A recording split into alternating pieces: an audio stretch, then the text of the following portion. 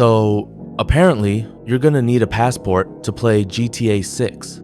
Yeah, no joke. Welcome to the real-life version of Watch Dogs, boys. You notice that? We're living in it now. If someone told me a couple of years ago that this kind of insanity would actually happen, I would have laughed it off. Like, come on. That's pure dystopian nonsense, right? Well, here we are. It's happening, and if you think this is just some UK thing, forget it. That's old news. This kind of stuff is being pushed everywhere, and it's already official in multiple countries. Governments today, they're not passing laws to protect video games or to stop companies from ruining them. Nope, they're doing the exact opposite. They're coming straight for the players. And yeah, they want your passport info to verify your age just to play a game. I know it sounds like a joke, but this is dead serious. And GTA 6? It's most likely going to be one of the first major games to adopt this. So where did this all start? Well, it began in the UK, when the government passed new laws to restrict access to certain websites.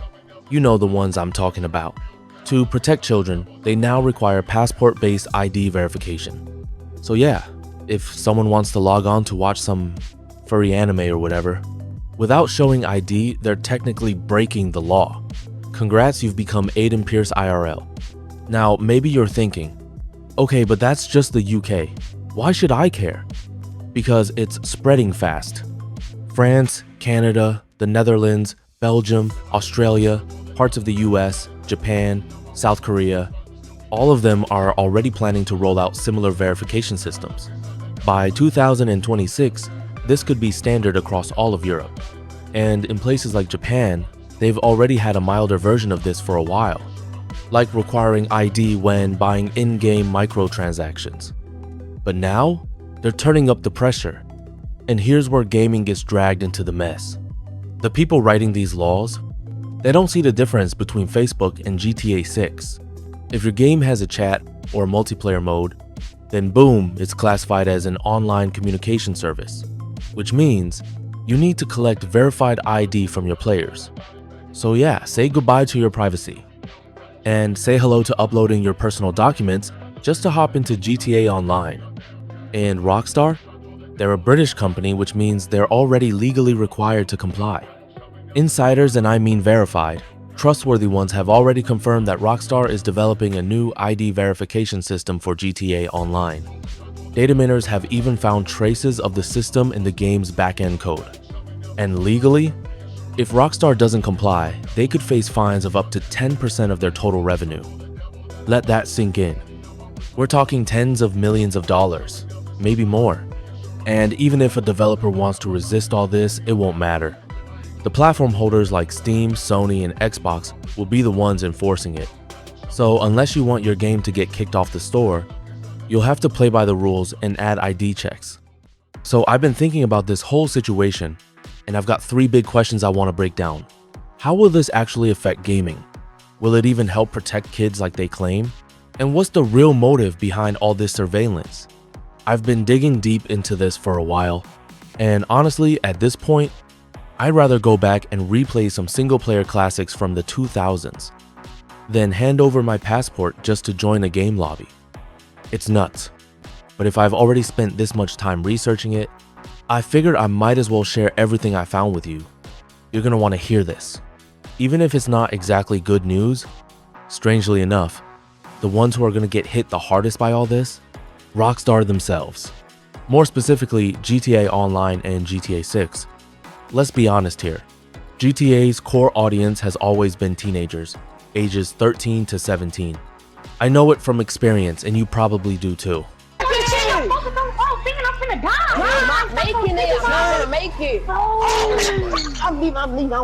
And now, they're basically being banned from playing the game.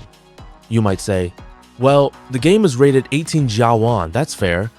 And hey, maybe it'll mean fewer annoying kids online. Yeah, sure. But here's the thing. There's a deeper issue that no one's really talking about. See, teenagers are the heart of the game's community. They're the ones making all the YouTube content, the TikToks, the memes, the fan edits, the endless discussions. They're a huge part of what makes GTA culturally relevant. And now, thanks to these restrictions, that creative flood is going to slow to a crawl. Instead of funny and creative GTA clips all over your feed, we're gonna see endless outrage, rage posts, dislikes on Rockstar's official videos, and negative reviews. It's not gonna kill the game, let's be real, but it will hurt long-term player engagement. And the trend is what matters here. And look, let's talk about PC gaming for a second. You guys know I'm against piracy, 100%. But let's be honest. Any game that asks players to basically strip down to their underwear just to log in, you better believe those games are gonna get cracked and pirated like crazy. It's a lose-lose situation for devs. Either they pay huge fines, or they piss off their player base. And guess what? They'll always choose to piss people off, because at least then they stay legally protected. Here's another thing, and it's a big one. Where the hell are all these personal documents going to be stored? Turns out, it's all being outsourced to third-party companies. Yeah, just like what happened with Facebook, or that massive Equifax leak in 2017. You remember that? Over 143 million Americans had their data stolen. Names, addresses, social security numbers, the whole package. And where did it all end up? In the hands of scammers. Now imagine this happening in gaming. Your passport, your ID, maybe even a selfie with your doc, all sent to some shady verification provider that you've never heard of. And if you live in the US, it's even more of a nightmare. You see, in America, these laws are already being rolled out in states like California, Connecticut, and 17 other states. Each one has their own rules, their own requirements.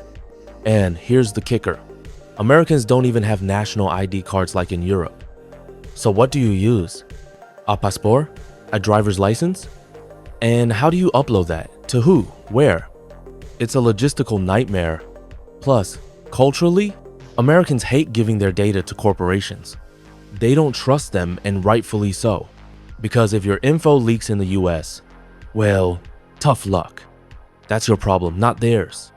In Europe, there are at least some protections in place. In the US, not so much. If a company leaks your data, it's like, oops, my bad, and nothing happens. So yeah, this whole ID verification system creates a massive mess for everyone. You lose your anonymity. You lose your privacy. Online games become VIP clubs. You can only access with a special pass. Even if you already bought the game, imagine this. You boot up a brand new game, ready to dive in, and bam, you have to spend 30 minutes uploading documents, waiting for them to be approved. Sounds fun? Oh, and it gets worse. Microtransactions are going to get even more expensive because publishers now have to pay for this verification system. And players who don't pass verification, they could end up losing access to parts of their game libraries, Steam, Microsoft Store, etc. Yeah, no joke. All of this is being sold to us as protecting children, but it's not that. It's a full-blown overhaul of how the gaming industry works. Think about it. The gaming industry started in the 1970s, and in the 50 years since then, this might be the most aggressive, most invasive change the industry has ever seen. And the funniest part? Gamers and developers, they're not stupid. They'll find ways around this. You know, I've talked to a bunch of actual devs about this whole law, and none of them doubt it's going to be adopted pretty much everywhere. They've been preparing for this mess since 2019. That's when it all started surfacing. And honestly, a lot of countries already started rolling out parts of it years ago. But now we're feeling the consequences. And of course, because all these laws were written by people who, let's be real, don't just not play games. They barely even understand the internet. It's a complete mess. It's gonna have holes everywhere. There's 100% going to be a black market of fake verification, ID bypasses, VPNs, spoofed accounts, all of it.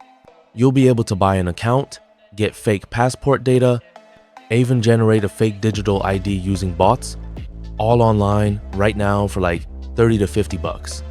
Not to buy booze, but to play GTA 6, why are governments basically creating this underground market? I have no idea. They're literally building a system that people will instantly try to dodge. And yeah, publishers are gonna get burned. They'll officially lose like 25% of their young audience, at least on paper. But let's be honest, kids will still find a way to play. And here's the funny part. There's actually one completely legal workaround already. Family accounts. Just like Netflix. Mark my words.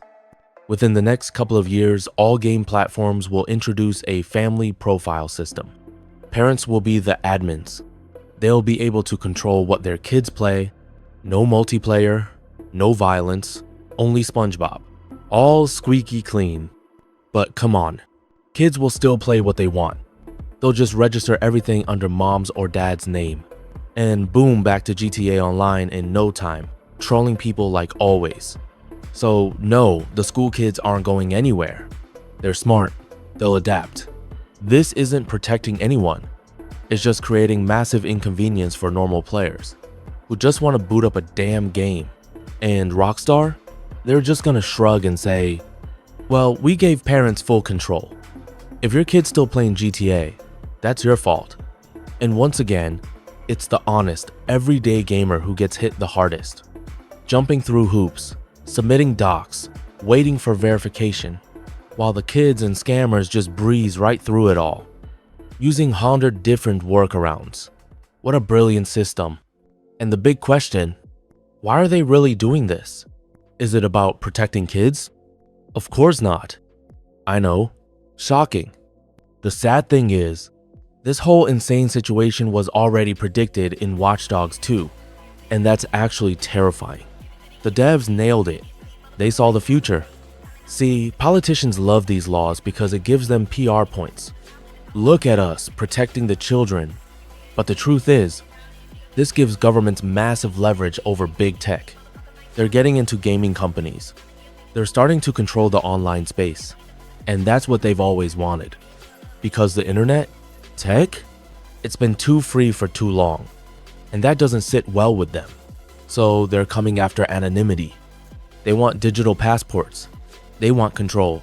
This was never about kids. It's about power. And that brings me back to the philosophy of Bloom in Watch Dogs. It's not just about surveillance. It's not just they know what you Google or they know you like femboys. No, they want to know you better than you know yourself. That's where the real control is. That's where it's all heading. And yeah, it's insane, but it's real. It's already happening. And now the EU Commission just revealed their EU-wide digital identity system, which will be official by 2026. So yeah, soon I'll have to show my passport just to log into GTA 6. How insane is that? And the worst part? This whole thing completely kills the idea of preserving gaming as a creative space. Instead of giving players freedom, governments are forcing devs to keep constant surveillance. Constant ID checks, constant tracking. I honestly hoped the EU would introduce a big law related to gaming. But I didn't expect another one that just squeezes the life out of it. What the hell is going on? Anyway, maybe now's the perfect time for the classic line. Games aren't political. Thanks for the like and the sub. And I'll see you soon, people.